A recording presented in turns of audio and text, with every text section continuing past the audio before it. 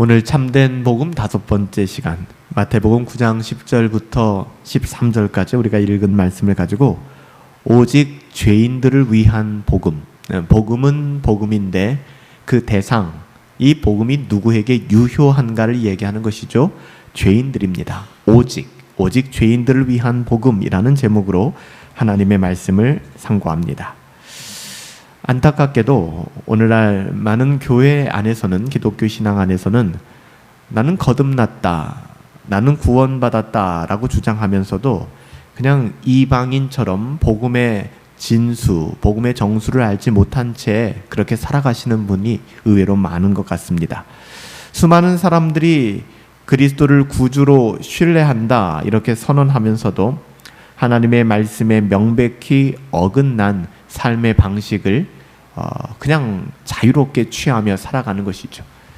우리가 신앙생활을 하면서 예수님에 대한 신앙 고백이 분명히 있잖아요. 그럼에도 불구하고 우리의 삶까지는 이게 효력을 미치지 못하는 거예요. 복음 중심의 삶이 아니라 여전히 우리가 복음을 논하고 신앙을 가지고 있다고 하지만 복음 언저리의 삶, 때로는 나 중심의 삶, 복음 중심의 삶이 아니라 나 중심의 삶을 살고 있다 하는 것이죠. 여러분, 그 핵심은 무엇이냐? 예수 그리스도를 나의 구원자 정도로는 우리가 사용을 하고 있지만 예수님이 나의 주인이 되신다라는 영역에 대해서는 별로 받아들이고 싶지 않아 하는, 말로는 그렇게 얘기는 안 할지 모르겠지만 그들의 삶 속에서 무엇을 선택하고 결정하며 살아가는가를 한번 들추어보고 스스로 곱씹어 보면 여전히 내 안에서 나의 일상 속에서 그리스도의 왕되심, 그리스도의 주되심이 인정되지 않는 삶을 살아가는 경우가 많다는 것이죠. 우리는 사람들에게 하나님이 우리를 사랑하시며 또 우리의 삶에 놀라운 계획이 있다, 우리가 사형리로 복음을 전하거나 할 때 늘 이야기하는 것 아닙니까? 하나님께서는 당신을 사랑하십니다. 하나님께서는 당신에게 놀라운 계획을 가지고 계십니다. 이게 사형리의 첫 번째 주제고 복음 전도할 때 사용하는 툴이잖아요. 그런데요, 과연 하나님이 우리를 사랑하신다, 그리고 우리를 향하여 놀라운 계획을 가지고 계신다라고 말하는 것이 복음의 어떤 그 중심에 우리를 이끌고 갈 수 있을까에 대한 부분들을 좀 고민해 볼 필요가 있어요. 이거는 진리의 절반에 불과한 것 같습니다. 이렇게 도입되어서 이렇게 끝나버린다 그러면 복음을 제대로 알 수가 없습니다. 하나님은 우리를 사랑하시지만 또 한편 우리가 복음을 전할 때 반드시 다루어야 되는 주제는 무엇이냐면 하나님은 죄를 미워하신다는 겁니다. 하나님은 당신을 사랑하십니다 하는 것은 굉장히 듣기가 좋죠. 날 사랑하신다는데 그것을 싫어할 사람이 누가 있겠습니까? 그런데 나의 일상 속에서 예수님의 주인 되심을 거부하고 나의 어떠함을 따라 살아간 모든 영역, 그게 죄거든요. 우리가 죄라고 하는 것이 도덕적이고 윤리적인 세상 법정의 죄뿐만 아니라 기독교에서의 죄는 하나님의 말씀에서부터 벗어난, 즉 하나님의 왕되심과 하나님의 주권을 거부하는 이 모든 것이 죄의 영역이란 말이에요. 그것이 아무리 선하다 할지라도 바리새인들처럼 종교적인 모든 아이템들을 다 탑재하고 살았어도 예수님께서는 죄인이다라고 얘기를 하십니다.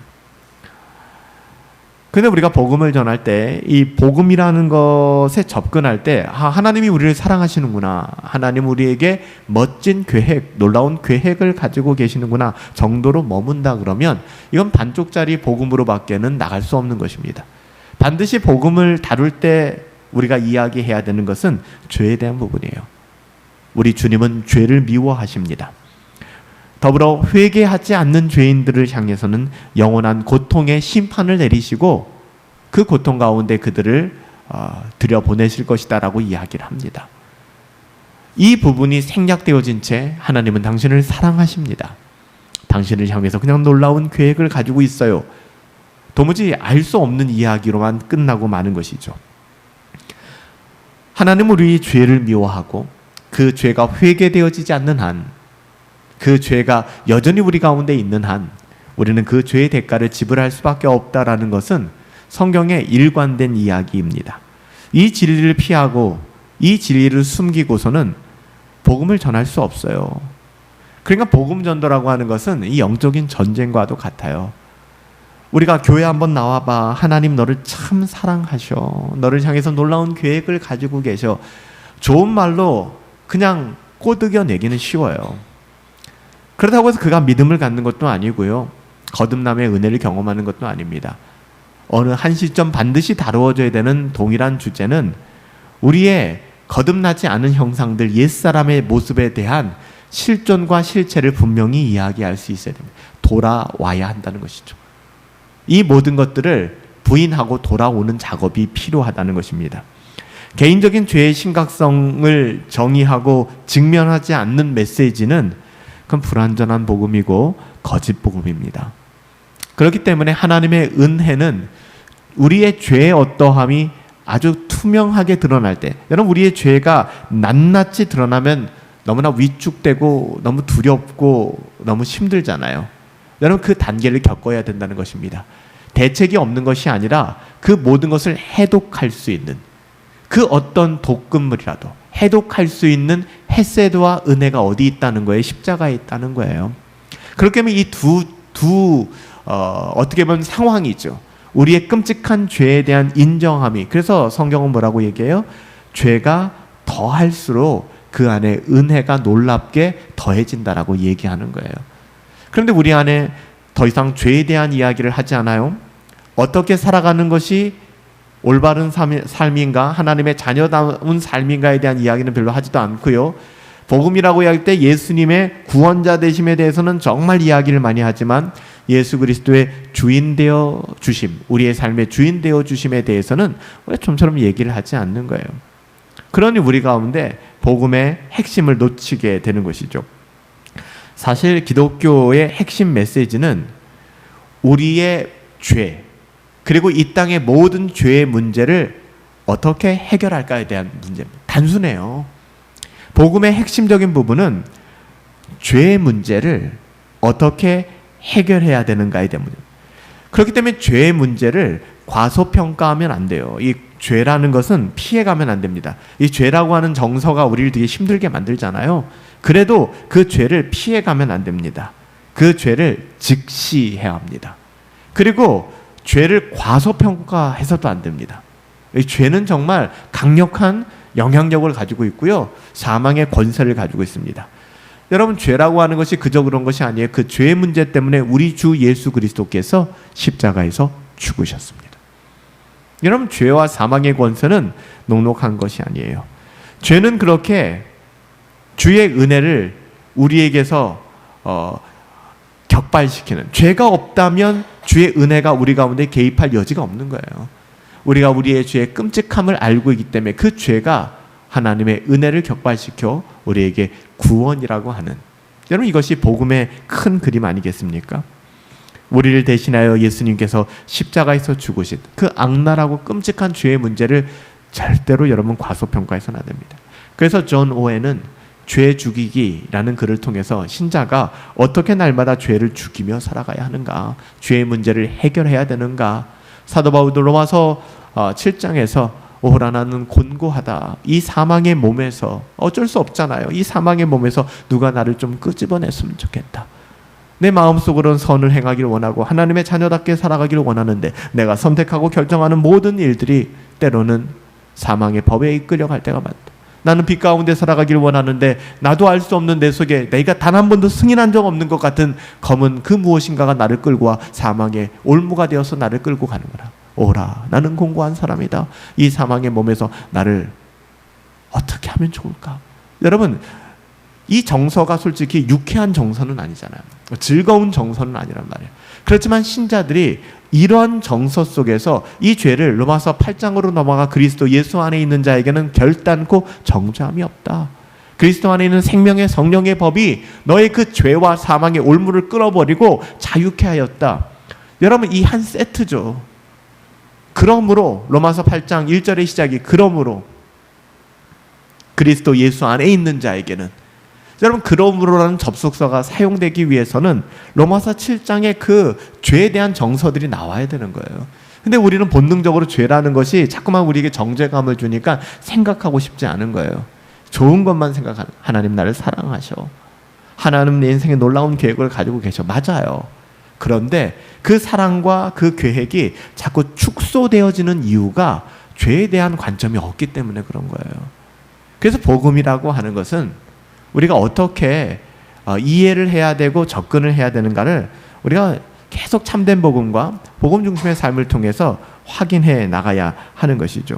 이런 죄의 문제가 해결된 사람들을 우리는 거듭난 사람들이라고 얘기해요. 죄의 문제가 해결된 것은 우리의 어떠함이 아니라 하나님의 은혜로 해결되어진 것이고요.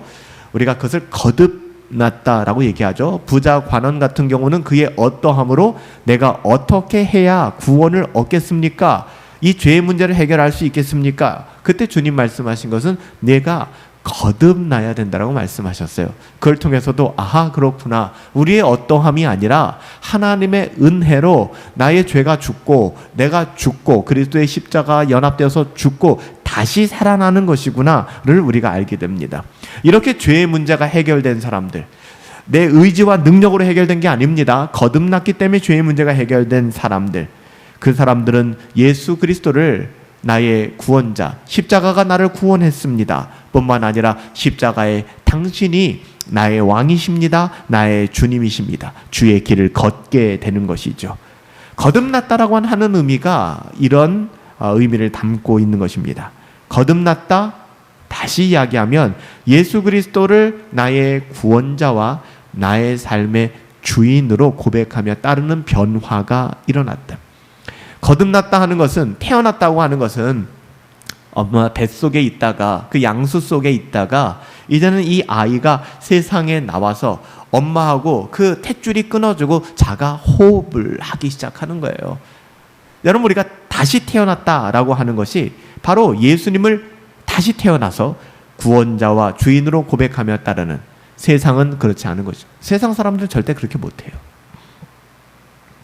어떤 경우에도 죄인의 죄를 직시하고 그것으로부터 떠나기를 요청하지 않으면서, 그러니까 예수 그리스도가 너의 주인이 되셔, 예수 그리스도를 따라 살아가야 돼 라는 삶의 변화를 요청하지 않으면서 복음을 전한다? 그 사람의 구원에 대한 이야기는 될 수 없는 것입니다. 이 두 부분이 물론 다소간의 차이는 있겠죠. 전혀 서먹서먹하고 낯선 사람에게 그의 죄를 바로바로 지적하고 또 예수 그리스도의 주인 되심을 명하는 것은 글쎄요, 바람직하지는 않을 수도 있을 것 같아요. 우리 단계의 차이는 있겠지만 그럼에도 불구하고 그가 예수님을 만나기를 원한다면, 그가 거듭나기를 원하고 하나님의 자녀답게 살아가는 그 인생을 원하신다면 반드시 우리는 죄의 문제를 거론할 수밖에 없다는 것이죠. 성경에서 하나님을 만난 사람들은 언제나 자신의 죄악됨을 먼저 인식했습니다. 그렇죠. 성경을 쭉 보세요. 성경에서 하나님을 만난 사람들은요, 제일 먼저 자신의 죄악에 압도당했습니다. 복음의 영광이 한 영광을 비추면 우리가 그냥 아름다운 멜로디로 찬양하는 것이 아니라 정말 주님의 영광이 우리 가운데 역사하게 되면 가장 선명하게 드러나는 현상은 우리의 죄가 밝히 보이게 된다는 것입니다. 그러니까 죄에 대해서 굉장히 민감하게 됩니다. 예전에는 뭐 그러려니 하고 지냈던 것도 인정이 안 되는 거예요. 그게 잎새의 작은 바람 하나에도 떨리게 되는 것이죠. 반대로 우리의 신앙이 하나님으로부터 멀어진다는 증거는 둔감해지기 시작하는 거예요. 별로 이게 내 삶에 문제가 되지 않기 시작합니다. 누가복음 5장 5절부터 보면은, 누가복음 5장 1절부터 8절에 보면은 제가 읽어드립니다. 무리가 몰려와서 하나님의 말씀을 들을새 예수께서 겟세마네 호숫가에 서서, 예수님이 지금 겟세마네 호숫가에 서 계십니다. 호숫가에 배 두 척이 있는 것을 보시니 어부들은 배에서 나와 그물을 씻느니라. 어부들이 이제 물고기를 잡고 이제 활동을 하기 위해서 이제 그물을 씻는. 근데 어떻게 보면은 열심히 고기를 잡으려고 했는데 고기를 잡지 못했어요. 그래서 빈 그물을 끌어올리고 그 그물을 씻고 있었습니다. 3절에 보니까 예수님께서 그 한 배에 오르셨어요. 그 배는 시몬 베드로의 배였습니다. 육지에서 조금 떼어라 라고 말씀하셨고요. 그리고 그 배에서 무리들을 가르치셨습니다. 그 어부들이죠. 어부들을. 밤이 맞도록 고기를 잡았는데 실패했어요. 그래서 어획량이 별로 없었어요. 아, 오늘도 공쳤구나. 그 인생의 피곤함과 고단함을 가지고 이 장비를 정리하고 있는데 예수님께서 오셔서 복음을 전하고 계신 거죠. 이때 사람들이 하나님이 은혜를 주시니까 그 복음을 경청하기 시작했습니다. 그리고 4절에 보니까 이 말씀을 마치시고 복음을 증거하시고 말씀을 마치신 다음에 베드로에게 이렇게 말씀하십니다. 깊은 데로 가서 그물을 내려 고기를 잡으라. 누누이 말씀드리지만 이거 상식적이지가 않습니다. 모세 보고 지팡이로 홍해를 치라는 말과 같고요. 그리고 이스라엘 백성이 광야길을 걷고 목말라서 불평과 원망이 나와서 모세를 죽이려고 할 때 그들이 물을 만났잖아요. 근데 그 물이 검은 물, 석유였단 말이에요. 얼마나 분노했을까요? 모세를 막 죽이려고 할 때 하나님이 모세에게 저기 저 나뭇가지 하나 주워서 물에 던지라고 합니다. 말도 안 되는 얘기죠.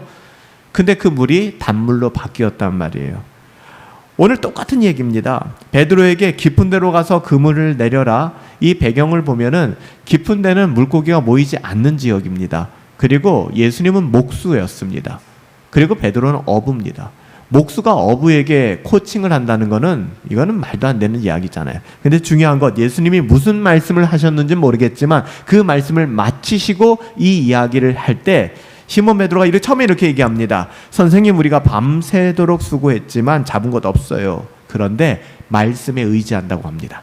이게 4절에 나오는 말씀을 마치신 후에 그 말씀이 뭔지는 안 나와 있어요. 누가복음에. 근데 예수님이 전하신 그 말씀이 어떤 말씀인지 모르겠지만 그 말씀에 의지하여 우리가 그물을 내리겠습니다. 보세요. 이들의 변화가 일어나잖아요. 그러니까 당신이 전했던 메시지는 너무 탁월합니다. 인정합니다. 그런데 목수인 당신의 말에 내가 순종하는 것은 말도 안 되는 얘기입니다. 그러니까 당신의 이야기에 감동받는 것과 당신의 말에 순종하는 것은 다른 영역입니다 라고 이야기하는 것이, 당신은 나의 구원자이십니다. 그렇지만 당신은 나의 삶의 주인이십니다를 거절하는 것과 똑같다는 겁니다.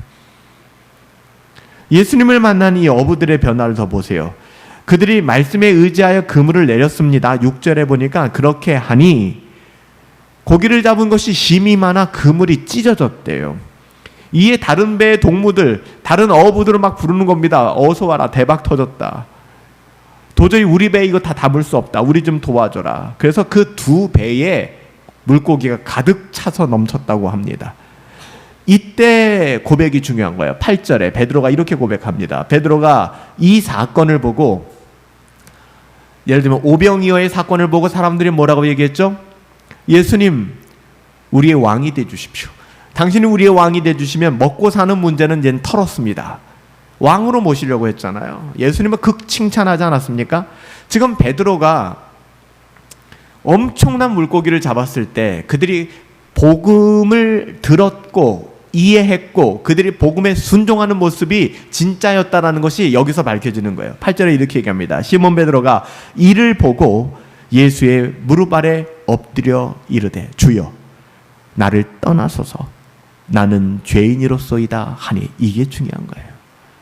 대박 터졌다. 예수 믿으면 물고기 겁나게 많이 잡아. 예수님 만나면 오병이어, 야 정말 5떡 조각과 물고기 2마리로 5,000명을 먹이고 12광주리를 남겨. 예수 믿으면 그런 거야. 그런 풍성함이 있어. 예수 믿으면 놀라운 은혜가 있어. 맞아요. 근데 틀리다고요. 뭐가 중요한 거예요? 예수님 앞에 무릎을 꿇는 거예요. 이르되 주여 나를 떠나소서. 아니 지금 대박 났는데, 물고기를 밤이 맞도록 한 마리도 못 잡았는데 두 배가 가득 차서 정말 넘치도록 어획량을 확보했는데 떠나 달라는 거예요. 주님 앞에. 정말 주님 떠나라는 얘기예요? 아니죠. 그의 죄를 보는 겁니다. 여러분, 복음을 만나고 하나님을 만난 사람들의 전형적인 특징은 자신의 죄를 목도하게 되는 겁니다. 사도 바울은 디모데전서 1장 15절에서 미쁘다 모든 사람이 받을 만한 이 말이요 그리스도 예수께서 죄인들을 구원하시려고 이 세상에 임하셨다 하였도다. 주님이 우리의 죄를 사시기 위하여 이 세상에 임하였다. 그 다음에 사도 바울이 뭐라고 얘기합니까? 내가 죄인 중에 내가 괴순이라. 여러분, 주님을 만나, 그래서 사도 바울이 처음에 뭐라고 얘기해요? 예수 그리스도의 종된 바울은 이라고 얘기하다가, 사도된 바울은, 종된 바울은, 종들 중에서 가장 낮은 바울은, 계속 그렇게 나가다 나중에 끝에 가서는, 거의 후반기 디모데서에 가서 뭐라고 얘기해요? 내가 죄인은 죄인인데 죄인 중에 괴수다. 아니, 생각해 보자고요. 사도 바울이 지금 죄인 중에 괴수입니까? 아니잖아요. 처음에 사울이었을 때, 스데반이 순교할 때의 죄악들, 그가 수많은 죄악들을 저질렀을 때 그때가 죄인 중에 괴수잖아요. 근데 그런데 그때는 고백하지 않아요. 그리고 처음에 사도로 부르심을 받았을 때도 내가 사도 중에 가장 작은 자다, 이 정도였습니다. 그렇지만 그때보다 지금이 훨씬 더 사도 바울의 신앙이 성화되었을 것이고 복음 중심의 삶을 살아갔을 것입니다. 그때 사도 바울의 고백은 내가 죄인 중에 괴수였다는 겁니다. 놀랍죠? 이것이 복음이 하는 일입니다. 이사야 6장 5절에 가보면 이사야 선지자가 우시아 왕이 죽던 해에 하나님의 영광, 쉐키나의 영광을 만나잖아요. 스랍을 만나잖아요. 스랍이라고 하는 존재는 성부 하나님, 성자 성령 하나님, 이 하나님, 여호와 하나님을 수종드는 천사입니다. 날개가 몇 개예요? 날개가 6개입니다. 성경에 기록된 것은 두 날개로는 날고 있습니다. 두 날개로는 자신들의 눈을 가리고 있어요, 천사가. 그리고 두 날개로는 상징적으로 더럽다고 하는 그들의 발을 가리고 있습니다. 그리고 그들이 창화하여 가로되 거룩하다 거룩하다 거룩하다 만군의 여호와여, 하나님을 찬양하잖아요. 이것을 이것을 이사야 선지자가 동료였던, 너무나 친했던 우시아 왕이 죽던 해에 그 슬픔의 순간에 하나님의 현현을 경험하게 됩니다. 이때 뭐라고 얘기합니까? 이때도 똑같습니다. 이때도 이사야서 6장 5절에 보면 그때 내가 말하되 화로다 나여 망하게 되었구나. 내 입술이 부정한 사람이요 나는 입술이 부정한 백성 중에 거하면서 만군의 여호와이신 왕을 배웠음이라, 이렇게 이야기를 합니다. 여러분, 하나님을 마주 대하는 사람들이 경험하게 되는 한결같은 일은 자신의 죄악입니다. 그 다음 코스가 하나님의 은혜입니다. 그 은혜가 내 모든 죄를 덮고도 씻고도 남음을 깨닫게. 그래서 어떻게 되는 거예요? 보내소서, 내가 복음 들고 가겠습니다. 이게 나타나는 거예요. 그러니까 전도가 의무가 되는 게 아니라 수가성 여인이 사람들 피해서 그 장렬하는 태양 가운데 사람들 인간관계 다 차단하고 물길로 나왔다가 그 은혜를 만나니까 사람들 속으로 들어가게 되는 거예요. 들어가서 뭐 하는 거예요? 우리가 찬양했던 것처럼 보내소서, 주님이 걸어가신 길 나도 걷게 하소서, 이 고백이 나오는 거예요. 마태복음 9장 13절은 성경에서 기록된 가장 중요한 진술 중에 하나인데요. 마태복음 9장 13절에 이렇게 나오죠. 너희는 가서 내가 긍휼을 원하고, 오늘 본문이에요, 제사를 원하지 아니하노라 하신 그 뜻이 무엇인지 좀 제발 배워라. 당시에 바리새인들은 종교 지도자들이었고요, 율법학자들이었고요, 성경을 너무나도 잘 아는 사람들이었어요. 그들에게 뭐라고 얘기해요? 너희는 가서 내가 긍휼을 원한다, 제사 따위를 원하는 게 아니야, 그것 무슨 뜻인지 이해하고 와라 라고 이야기합니다. 나는 의인을 부르러 온 게 아니다, 나는 죄인을 부르러 왔다. 주님은 나는 의인을 부르러 온 것이 아니다, 나는 죄인을 부르러 왔다 라고 이야기를 합니다. 여러분, 이것이 어떻게 보면 구약의 선지서의 말씀을 예수님이 인용하시는 것이죠. 복음의 요약입니다. 그리고 복음의 핵심을 클로즈업한 것이고, 그리스도의 성육신의 근거, 예수님이 왜 오셨는가? 성육신의 근거, 예수님이 왜 오셨어요? 우리의 죄 때문에, 죄의 문제를 해결하기 위하여, 죄인을 부르기 위하여. 예수님이 깨어진 사람들, 삶이 산산조각난 사람들, 절망적인 사람들, 자신이 가치 없음을 아는 사람들, 그 사람들을 위하여 오셨다는, 그러니까 그 사람들이 대상이라는 거예요. 예수님의 구원의 대상. 예수님이 이렇게 메시지를 던지신 것은요, 다분히 의도적입니다. 때로는 그렇게 말씀하시는 분들 있죠. 설교자는 어떤 의도를 가지고 설교하면 안 된다.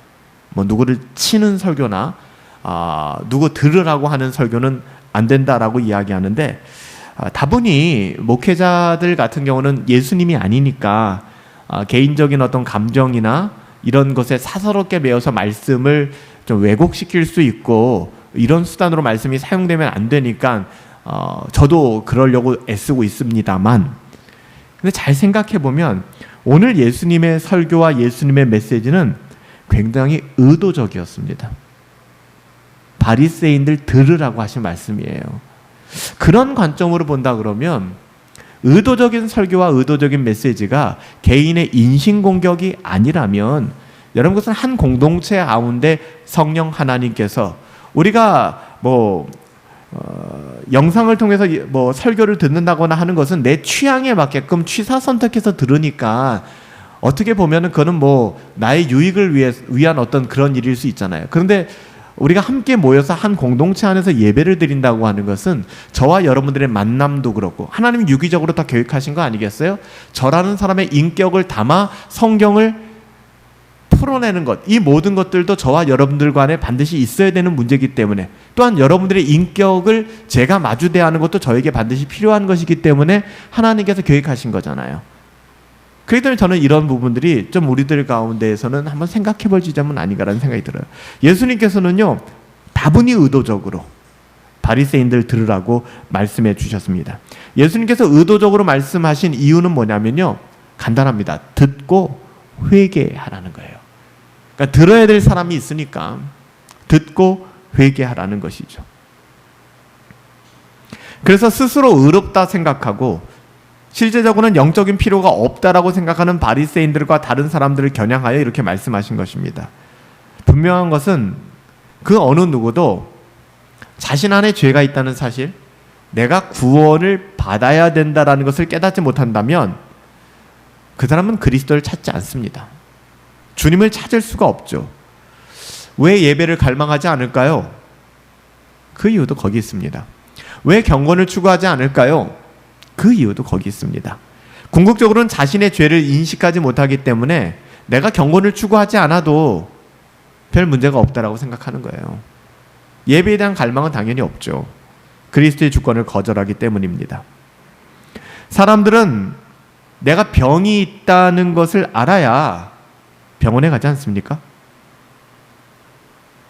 우리들 가운데 저도 올해가 또 종합검진 받아야 될 대상 이제 나이가 드니까 계속해서 이제 생기는데 그냥 차일피 미루고 있어요. 그래서 좀 시원해지면 가을에 가서 검사 받아야지라고 하고 있는데 저는 그렇더라고요. 다른 분들은 어떨지 모르겠지만 건강검진을 받는다거나 이런 것을 막 즐겨하고 나 가서 받아야지 하는 사람 제가 본 적 별로 없는 것 같아요. 할 수 있는 만큼 미루죠. 할 수 있는 만큼 미루고 가고 싶어 하지 않아요. 그런데 이게 좀 달라지는 게 검진을 통해서 내가 병이 확인됐어요. 그럼 이제 사람의 태도가 바뀝니다. 빨리 이 병을 고칠 수 있는 종합병원, 더 나은 상급병원들, 더 좋은 선생님을 찾기 시작합니다. 지금처럼 이제 의료 대란이 있을 때는 너무 마음이 불편해지는 것이죠. 환자의 생명을 담보로 이게 뭐 하는 짓이냐 막 분노하기도 합니다. 왜냐면 내가 당장 아프니까, 치료를 받아야 하니까. 병의 중함을 인식해야 치료에 적극적으로 동의하게 되는 것입니다. 여러분, 죄인인 우리가 죄를 어떻게 인지하느냐에 따라서 같은 신앙생활을 하지만 신앙의 태도가 결정이 됩니다. 그 죄를 중하게 여기면 우린 주님 앞에 좀 더 다른 모습으로 은혜를 구하며 매달리기 시작합니다. 수르보니아 여인처럼, 수가성 여인처럼. 그렇지만 죄에 대한 인식이 우리 가운데 별로 없으면 똑같은 메시지를 듣고 똑같은 신앙생활을 하지만 별반 다를 것이 없습니다. 죄가 크다고 생각하는 사람들은 예수님을 만나게 되면 예수님을 붙잡게 됩니다. 그리고 이 과정을 겪은 사람은 그들이 은혜는 똑같아요. 은혜는 똑같은데 그들이 받는 은혜가 훨씬 더 커지는 거예요. 무슨 말씀인지 알죠? 예수님의 은혜가 우리의 어떠함에 따라서 더 커지거나 작아지는 게 아니에요. 그런데 우리의 죄에 대한 인식에 따라서 우리가 받게 되는 은혜의 분깃은 달라진다는 것입니다. 어마어마한 은혜를 받게 되는 것이죠. 예를 들면 어떤 병원에 가서 감기를 치료받았어요. 감동이 있습니까? 그냥 내과, 집 앞에 내과에 가서 약 처방받고 그냥 뭐 좀 며칠 쉬었더니 감기 나았다. 별 감동이 없어요. 근데 희귀병에 정말 대한민국에서 몇 안 되는 병에 정말 치사율도 높고, 그런데 어떤 명의를 만나서 그 명의가 내게 손을 내밀어서 나를 택해서 정말 치료를 해서 내가 나았단 말이에요. 그럼 아마 1년에 한 번씩 그 의사한테 안부도 묻고 선물도 보내고 할 겁니다. 왜요? 특별함이 있으니까. 근데 우리가 죄라고 하는 것에 대한 인식이 그냥 일상적이라고 한다 그러면 하나님 앞에 무슨 감사가 있겠어요? 늘 똑같은 얘기고 늘 똑같이 듣던 이야기인데. 마태의 회심을 읽어보면요, 예수님께서 마태에게 의도적으로 이렇게 말씀하십니다. 뭐라고 말씀하시죠? 나를 따르라 라고 말씀합니다. Come follow me. 예수님이 마태를 부르셨을 때. 그리고 마태는 거기에 중요한 것은 follow up 했어요. 순종했어요. 이게 바로 복음을 제시하고 복음에 반응하는 그런 모습의 전형입니다. 더더군다나 누가복음 5장 28절에 뭐라고 얘기하는지 아세요? 그리고 마태는 정말 중요한 얘기예요. 모든 것을 버리고 주를 따랐다라고 얘기합니다. 마태는 그리스도를 따르기 위하여 모든 것을 버렸습니다. 그러니까 마태라는 사람의 회심 사건은 회심의 본질을 굉장히 잘 보여줍니다. 마태는 아마 다른 어떤 제자들보다도 더 큰 대가를 치러야 했던 것 같습니다. 왠지 아세요? 예수님을 따르던 어부들에게도 예수님 나를 따르라 라고 말씀하셨죠? 제자들이 그물과 배를 버리고 예수님을 따랐습니다. 그런데 나중에 보면 그 어부들, 베드로를 위시한 그 어부들은 예수님 십자가에서 죽으시고 이런 사태들이 벌어지니까 뭐라고 얘기하죠? 우리 다시 고기나 잡으러 가자. 다시 생업에 복귀해버립니다. 근데 마태를 보자고요. 마태는 좀 달라요. 마태의 직업 뭐죠? 세리였습니다. 자신의 직위, 특히 로마의 식민지 아래 굉장히 악독한 역할을 했던 세리. 당시에 이 세리는 라이센스를 샀습니다. 로마 정부로 의해서 라이센스를 사서 예를 들면은 100만 원의 세금을 거두면 그 중에 70%는 로마에 보내고 30%는 자기가 착복하는 그런 시스템이었어요. 굉장히 나쁜 사람들이었죠. 그리고 어떻게 보면 자기가 돈을 주고 산 그 유효한 위치에 있었던 그런 사람입니다. 근데 그걸 버린 거예요. 다시 말하면 지금 마태는요, 다시 돌아갈 지점이 없습니다. 내가 이 세리라는 것을 그만두면 어부들처럼 다시 생업으로 돌아갈 수 있는 그런 것이 아니에요. 그런데 보세요. 마태는 즉시 버렸습니다. 고민이 없어요.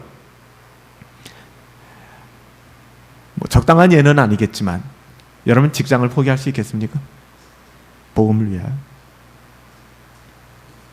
여러분들 가장 소중히 여기는 그 영역들까지도 내려놓을 수 있겠습니까? 교회가 그것을 요구하진 않아요. 하지만 교회가 제가 여러분들에게 그것을 요구하지 않는다는 것과 여러분들이 복음 앞에서 그런 마음을 갖는다는 것은 별개의 문제입니다.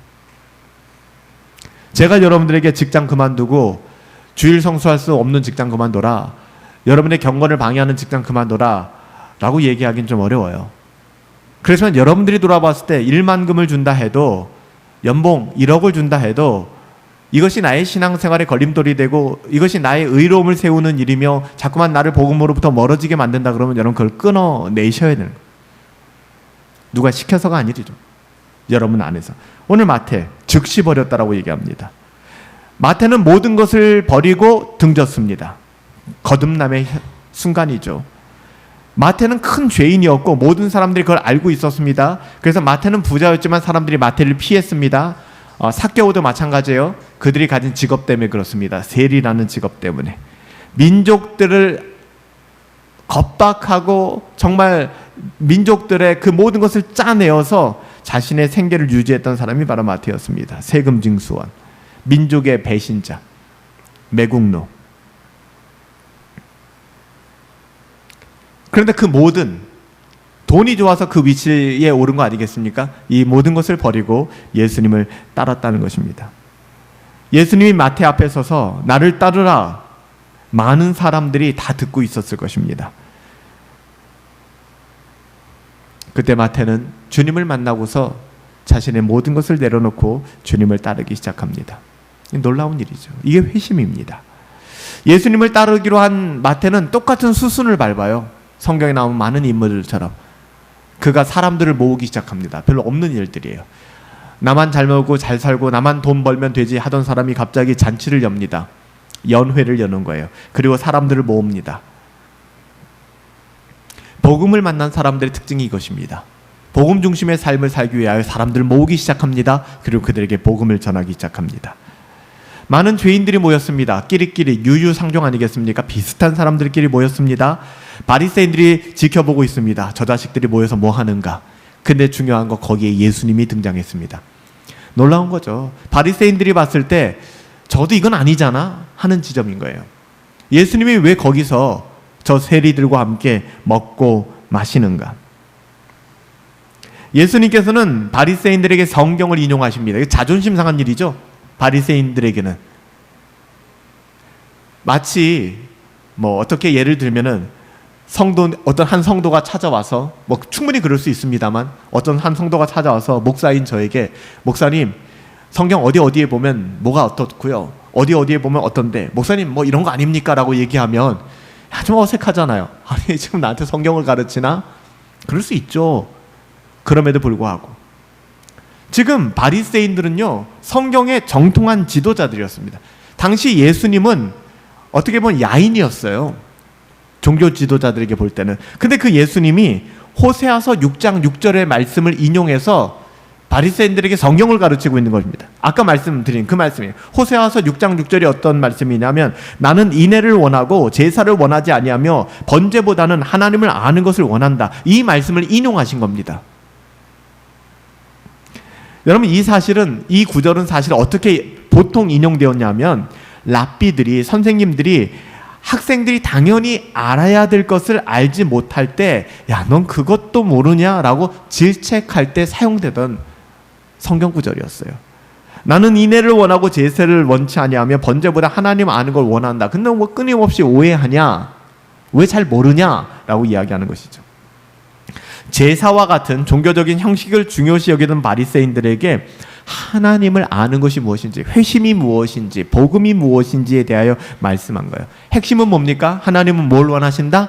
인애를 원하신다는 거예요. 헤세드. 하나님은 인애를 원하신다. 근데 인애를 받을 대상이라고 생각하지 않으면 하나님의 인애가 유효하지를 못한 거예요.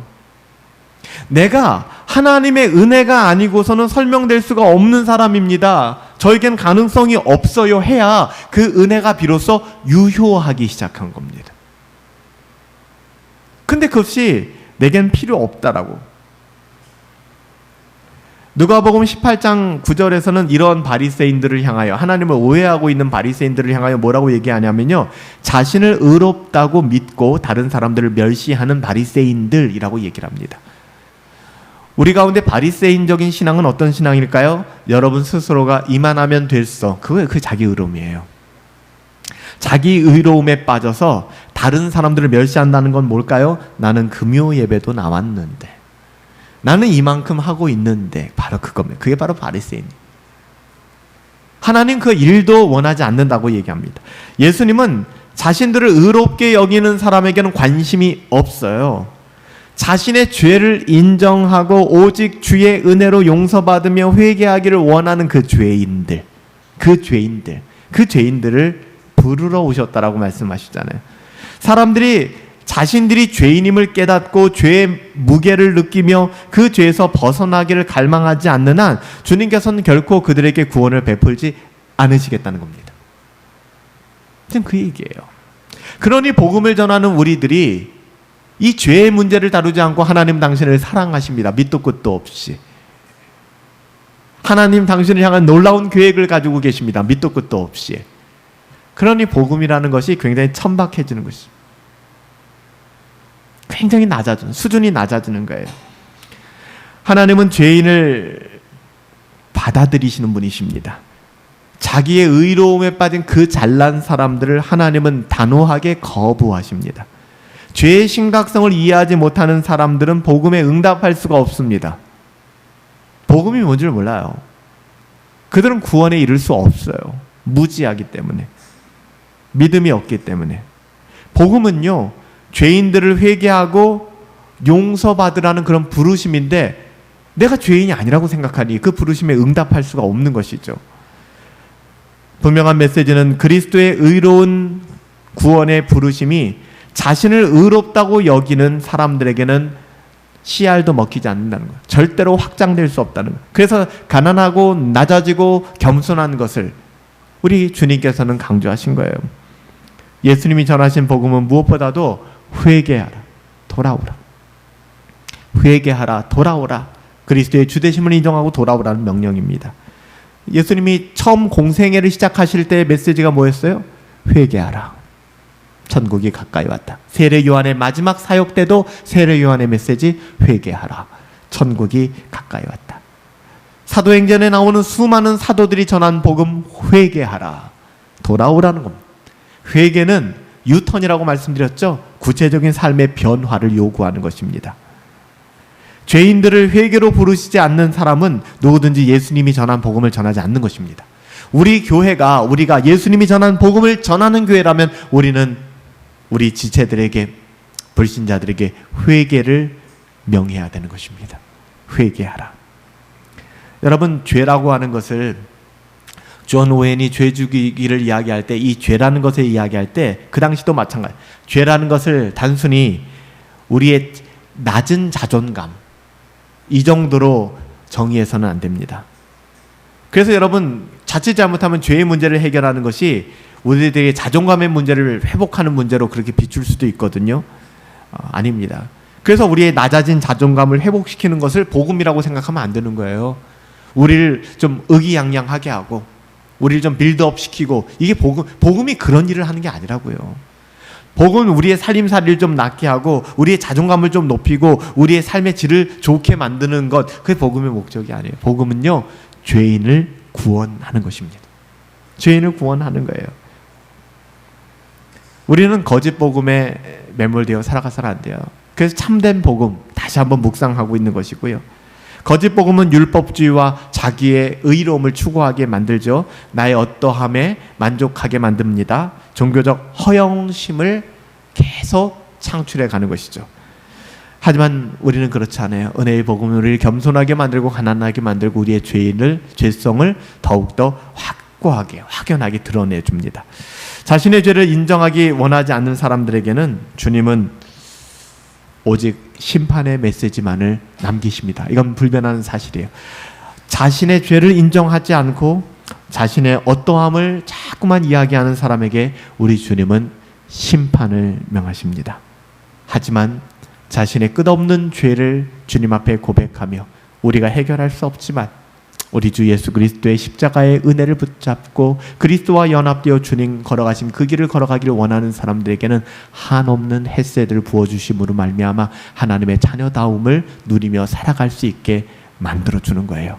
사랑하는 여러분들, 복음이 무엇인가, 정말 복음이 무엇인가를 기억하며 오직 죄인들에게 유효한 것이 복음이구나.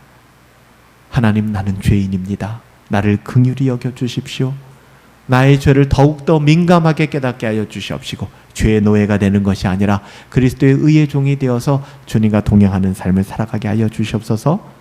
복음의 능력이 죄인들에게 유효함을 다시 한번 깨닫게 하시고 나의 죄인됨을 인정하며 주님 앞에 복음의 능력을 깊이 경험하며 살아갈 수 있게 되기를 예수님의 이름으로 축복합니다.